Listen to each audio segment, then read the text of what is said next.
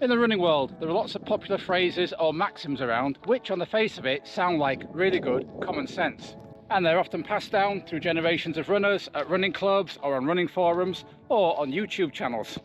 But, and here's the thing, when you dig a little bit deeper, they turn out to be absolute hogwash. So in this video, we're going to take a look at 5 of those pieces of homespun running wisdom, look at what we think other people think they mean, look at what we know they mean, and try and put you right so you don't fall into the trap of taking notice of these pieces of helpful but ultimately unhelpful advice. So the first running myth can be summed up in a phrase we see here and there as we do our local running, and that is no pain, no gain. So our interpretation of that is, if you're not pushing to the max on every run, you're not getting into the pain cave, then the run is of no value and you won't make any gains. Fortunately, that is not the case.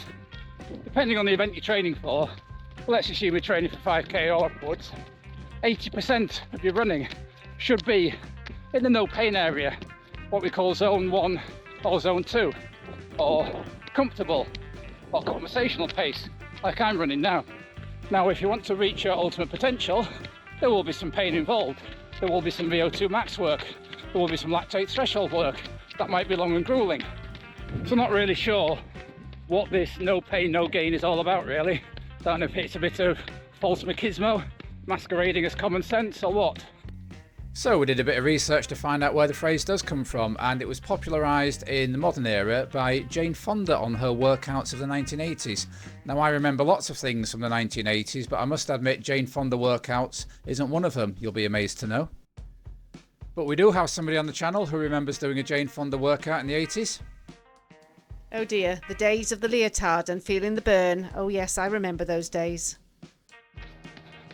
But it certainly bears no relevance to a sensible and progressive approach to improving your running. A subset of no pain, no gain. If you train slow, you will race slow. Yes, another thing that sounds like absolute nailed on common sense, but again, it's a load of rubbish. So you give me 2 runners to train for 10k. Runner A does 80 mile a week, all in zone 1 and zone 2, or slow. Runner B does 10 miles a week at 10k pace. Who's going to run the faster time, other things being equal? I think I'll go with runner A. Now there's no doubt that if we took runner A with 80 miles a week and gave him a mix of slower and faster work, like we're about to do now, they would be better than purely on slower work. But yeah, don't let this slow running is no good maxim take any hold in your running psyche. Think about it intelligently and thoughtfully, and don't just trip off glib and easy statements like no pain, no gain, and train slow to race slow. Actually, the session we did do of 2 times 5 times 10-second hill sprints is at the opposite end of running slow, but still very little pain for a lot of gain. In this case, leg strength, neuromuscular development, and top end speed. So the second myth is, if you run a lot, you can eat whatever you want. Well, guys, I'm sorry to say, that's just not true. I wish it was.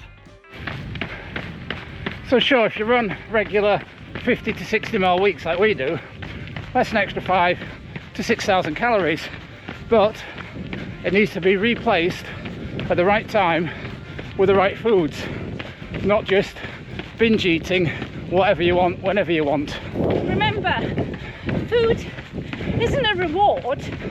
Food is there to fuel us and to enjoy. So, as I mentioned on a recent video, at my best I was 144 pounds. I'm now 164 pounds, trying to get it down. I actually think I eat moderately. If I ate what I wanted when I wanted, I'd be considerably heavier and considerably slower. I mean, by all means, if your thing after running a 5k park run is to go and eat a 500 calorie cake, or sometimes like we do, have a big cooked breakfast, then that's fine. In our case, we're fueling for the longer run on Sunday. In the cake person's case, they might be getting some of those quick carbs in because they've got something later. So the second big myth in running is you hear from some people, oh, if you're a runner, you've got to do insert person's favourite hobby horse event. Yes, the big one here seems to be the marathon, and in the UK, the London Marathon in particular. Now, there's nothing to say anywhere that you're not a proper runner unless you've run a marathon. So again, don't get us wrong, we've both done London Marathon several times and enjoyed it, and we're glad we have. But we certainly wouldn't say to anybody, oh, but you've got to do the London Marathon to be classed as a runner or to tick off some sort of abstract running bucket list. In terms of road racing, the other big race everybody must do is the Great North Run. Did it once, didn't really enjoy it. How many times have you done it? 0. Fancy doing it? No. Right, for some people, the Great North Run is the greatest race alive, and good luck to you. But I wouldn't go to anybody saying, you ought to do this. I might say, you might like to try this, but that's entirely different to enforcing your own running bucket list onto other people. In some other parts of the running community, the big things seem to be something called the Bob Graham Round. A few folk in our club have done it. Again, good luck to them. It seems to be to prove your stripes as a fell runner. You need to do that. But I wouldn't, if I were a fell runner, which I'm certainly not, go around saying, you must do this. It's not your thing. Have any of you ever been told you're not a runner unless you do X, Y or Z race? So the essential point here is, be yourself, do what you want. In fact, another must-do race that I used to see on YouTube a lot was the British Masters 5k in Battersea Park. I've seen loads of 5k races on YouTube from Battersea Park. It seems to be the new mecca of running in the south. So I made sure we got there and did that race. Loved it. The next myth we want to explode is having to take a rest day every week. That's right. I've read nothing in any research that says there's something magical in having one rest day in 7. Some elite runners, I think Paula Radcliffe did this, had one non-running day in every 10. Some people might decide to take rest days ad hoc and at will. We don't tend to take rest days off running. If we are really tired, like we are tonight, we'll go out and do 20 or 30 minutes easy. We're not advocating never taking a rest day, although there are some runners we know who never take a rest day. But don't be hoodwinked into thinking there's something magical about a weekly rest day. It just comes about because most of our lives are organised into 7-day cycles. Yes, and most training plans normally come in 7-day cycles, but it doesn't have to be a 7-day cycle. Some people might have a rest day from running but choose to cross train. But if you are strictly wedded to the total rest day every week, why? I mean, that goes back to the book of Genesis. On the 7th day, God rested. And I guess you think, if it's good enough for God, it's good enough for me. Because although some interpretations of the Bible would have that down as a literal day, I think modern scholars would say day means era rather than a 24-hour cycle. Anyway, we digress. So, the next running myth we hope are exploded is that you must have a rest day every week or 7 days of running. No basis for that at all. So, now we move on to one that irks me a little bit. The myth that you have to be elite or fast to do X, Y or Z. That's right, we've seen it argued on some YouTube channels. They shouldn't think about doing double threshold running unless you're really fast or elite. You shouldn't be running doubles unless you're really fast or elite. I think that is an elitist attitude. We've both done double threshold workouts. We've seen many of the YouTubers who are good club runners do them too. We've run doubles many days of our running career, but we've never been anywhere near elite. You might do a double run because it's the only time available to you during your day. You might have 10 miles to do in a day, but it's only chunked into 2 45-minute sections.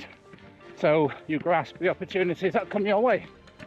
Another myth is only elite runners need a running coach. We both had coaches, and we're not elite.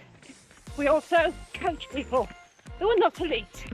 All we want to do, and all they want to do, is to be the best versions of themselves, with the help of somebody who could probably push them in the right direction. So that running myth exploded.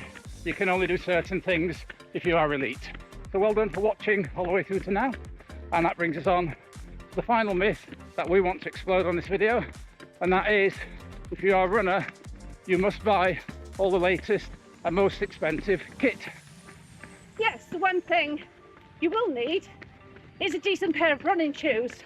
But apart from that, you can wear any type of gym wear. It doesn't have to be speciality running kit. Obviously for comfort, you're probably better off avoiding the old school cotton t-shirts. I've done plenty of parkruns in football replica kits.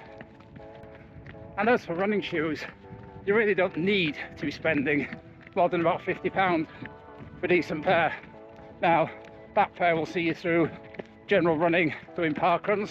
Obviously the keener you get, you might want to build a shoe rotation and have special race day shoes, but you do not need, at the outset of running, to buy the latest Coros or Garmin, the latest super shoes. If you want to buy those things, or somebody wants to buy them for you, absolutely great. But running, essentially, especially when we took it up about 25 years ago, was a cheap and simple sport. You had a pair of running shoes, some kit that felt comfortable in running, and you went out and ran. And you might not even know how far you ran unless you put a piece of string on a map. Do you remember doing that? No, I went out to my car to measure it. That's what we did back in the day, kids. You do a route and you go and drive it later that day to see how far you'd run. Kids these days wouldn't believe you, would they?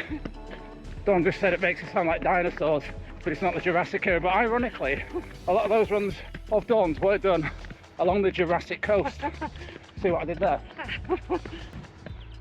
So we hope you've enjoyed this sometimes spiky, sometimes irreverent, but well meant and sincere troll through some popular, or for us, unpopular running myths we sometimes come across. If you've got something out of this video or enjoyed it, then please give it a like. The Echoey Bridge again, where we were yesterday. And if you want to see more about training, parkruns and running philosophy, then please do subscribe. It's absolutely free. And that isn't a myth. So until next time, keep on keeping on. Keep on keeping on.